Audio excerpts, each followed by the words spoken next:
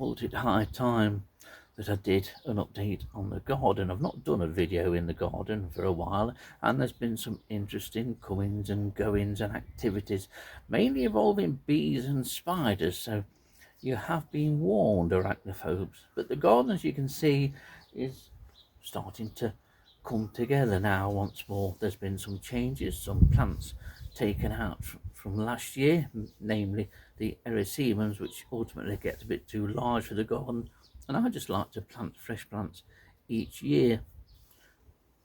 Other nectar-bearing plants that I use in this garden are valerian, primarily to attract hummingbird hawk moths, which they do very successfully, and also Viper's bugloss. You'll notice a number of large rosettes of this fleshy leaved plant, which is a must. If you like your bumblebees, plant some Viper's bugloss. It can be quite a large plant, and it will die off completely towards the end of the year, and it will produce lots of seed. And that's where the plants that you can see here and others that you can't have come from. They've not cost me a thing this year, but they will provide me with a great deal of entertainment in the form of bumblebees, which absolutely love the flowers of Viper's bugloss.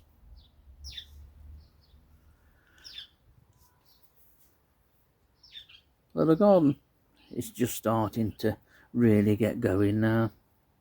Although it's the end of April, I've had to put summer bedding in already, because if you don't buy it now, it's gone by the time you should be buying it. Our garden centres and plant growers are getting earlier and earlier and bringing this summer bedding season earlier and earlier. But the summer bedding that I have here in the garden and down the yard is for me, as is the garden. As much as it is for insects, the garden is for my benefit as well. It's a garden I want, and it's a garden that works well for invertebrates. Dillis and I spent a lot of time pottering around in this garden, creating it and getting it how we wanted it. And there's been a few changes since Dillis has gone, but I believe she would love this garden as it is today. But much of the insect activity in the last couple of weeks has centred around the two bee hotels on the south facing wall there. And there has been some activity. Not all of it good, but you have to remember that the key word is biodiversity.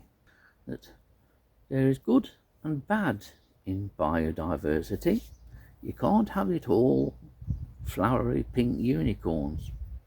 There has to be a darker element to it, and that's come over and has been shown in the last few days. Well, here's the two bee hotels that are built and put on that south facing wall, and as you can see, lots of activity. These bees don't sting, so they're not a threat to anybody, and most of these here are all males searching for an emerging female. When a female appears, she's usually grabbed, but occasionally you can get close approaches to these bees when the sun goes in, and they'll allow you a little space for a bit of filming, but only briefly, mind. Once that sun comes out, then the high activity of the males resumes. Males constantly visiting the various tubes, and it's really a great way to spend a few minutes with a cup of tea or a stronger beverage, just watching these. It's the hymenopteron equivalent of a tropical fish tank. It really is. It's so enjoyable. And when the sun goes back in again, this is the kind of thing they get up to. They stare at you from the confines of their chosen tube. But I find these absolutely charming. Almost as if they've got a white moustache, but they're just beautiful little things. And below there you can see there are other residents in these tubes. Residents that will become clearer shortly. But the high activity is regained the moment the sun comes out, and if you've got 10 minutes or so to spare, you can do a little better than just watch these from the side. Always something happening.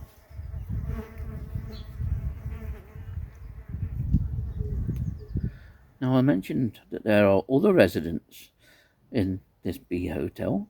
Biodiversity comes in all forms, good and bad.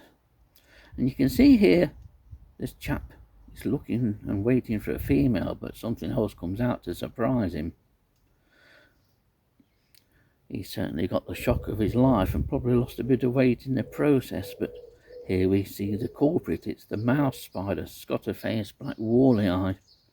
This is a spider that, if you get up to use the toilet in the early morning hours, you may see running around on your house walls. Not that I want to frighten everybody, but it's probably in everybody's house. But you can see he lived to tell the tale. Osmia bicornis isn't the only species of bee that's around earlier. This chap is too. This is the hairy-footed flower bee. It took me hours to get this brief bit of footage. It's a bee that never stops. It really doesn't. And the females are jet black, but the tawny-coloured males appear earlier than the females. Getting footage of them is so difficult, so I'm pleased with this first ever selection of footage that I've got of hairy-footed flower bee. It's not all just about bees in this garden, and in the last few weeks, and indeed right throughout the winter, on the rosemary there has been something that has eaten it. Little nibbles taken from the leaves of rosemary, and this is the culprit. It is of course the rosemary beetle. Be very familiar to many gardeners. Many gardeners absolutely hate it, but as long as you've got very small numbers, and typically that's all you ever get in a garden, it's not really a problem.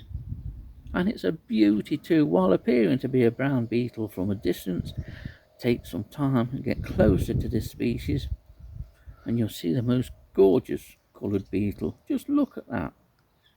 It's a stunner.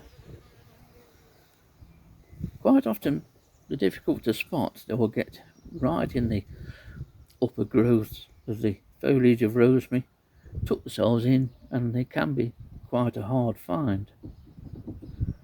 But what a beetle it is, and one that I'm especially pleased to have in the garden. Virtually any bush of rosemary that you see on your travels will have several of these in it. But what a thing to have. Rosemary is always welcome in my garden, especially in both plant and beetle form. While looking at the bee hotels recently, I'd seen spider's web, a large scaffold web, but I didn't realise who was the occupant until this. Yes, one Osmia bicornis male here won't live to see another day. And of course the spider is the noble false widow, which, contrary to popular opinion and description, isn't a little small spider at all. It's a large spider. It's a decent sized spider, and here you can see that she's caught this Osmia bicornis. You may well see her just give it a bite in a minute. Once she's finished wrapping it up and securing it. Like them or not, spiders are quite remarkable things. And then this is where she bites it there. She gives it a bite there. And then I disturbed her, and she retreated into her tube. And there you can see starting to appear. I love this footage. If you're an arachnophobe, you won't, but I was stunned to capture this. It took about 5 minutes waiting for her to come back out. I deliberately left the focus on the bee while she gradually comes back out to reclaim her meal. And what she does is absolutely brilliant, because that meal is secure. She comes along and she snips all the threads of silk that are retaining, bites through each of those threads while keeping a hold of the prey with her back legs, and then she'll cut those last two remaining threads there and there and there, and takes her shopping home almost.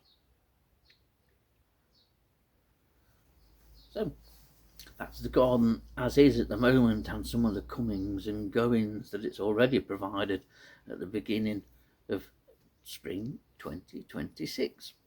Who knows what will turn up in the garden over the course of the next few weeks and months, but something will, and hopefully there will be numbers of it too.